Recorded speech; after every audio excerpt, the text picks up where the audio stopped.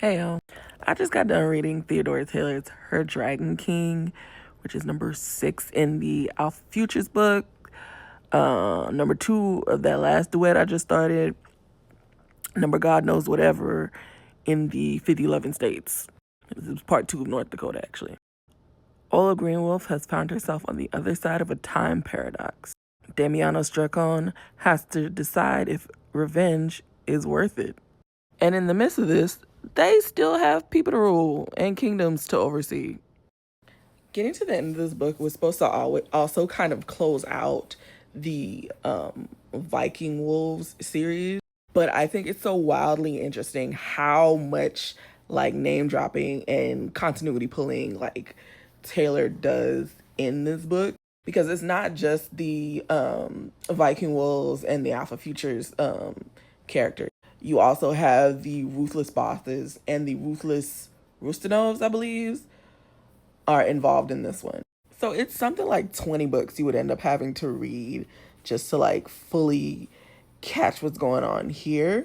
And then funnily enough, like the dragon manipulators or the dragon aliens from these books also have a hand in building the alien society in her, I think it's Ruthless or no, it's the Alien or Overlord series that she did, I think, with Yvonne. So it's under Taylor Vaughn. And then Theodora Taylor also kind of does an author insert on the back end. And the only other time I'd seen her do that was with at the very end of the Very Bad Fairgoods trilogy, which she also calls back to, not fully, but kind of in a way. She calls back to the Very Bad Fairgoods trilogy, because I think in book 1, no, I think it was book 2. In book 2, they had the one girl who decided to become a doctor and had a whole romance with an amnesiac patient, who she then finds out was ex KKK or whatever. It wasn't specifically the KKK, but he was like an ex white supremacist. And in the midst of all that coming out, you also find out that she herself was like a second generation celebrity, because her dad was a rapper, and like her whole family was a part of that. But there were also some other people a part of that, and I think that goes back to Ruthless Tycoons. So again, I continue to say Theodore Taylor is very good at referencing herself. And in my personal opinion, I think that's a hallmark of a good writer, because, if you read more of their backlog, you're really just ultimately reading world building. And I really just enjoy that she throws in paranormal romances into the regular romances, because, again, you have the Rustanovs from the Ruthless Rustanov series, and then the Nakamuras from the Ruthless Bosses series. Both of those families have married into the Viking Wolves, the night. I forget what the full family name is, because I think it's Green Wolf, Night Wolf, and something else. Because the Viking Wolf series actually starts with the triplets' grandmother, grandmother, who was also the grandmother of Ola and Fensa, because her daughters also take up a good chunk of the Viking Wolf series, which means a black man from Detroit named Leroy is the patriarch of this entire series. Like, in my opinion, I think it's just the funniest thing. In any case, I don't think I have much else to say about this series. Although I do look forward to seeing how Taylor uses this Alpha Future series to bring the Irish and Scottish wolves fully back into the fold, or fully into the continuity.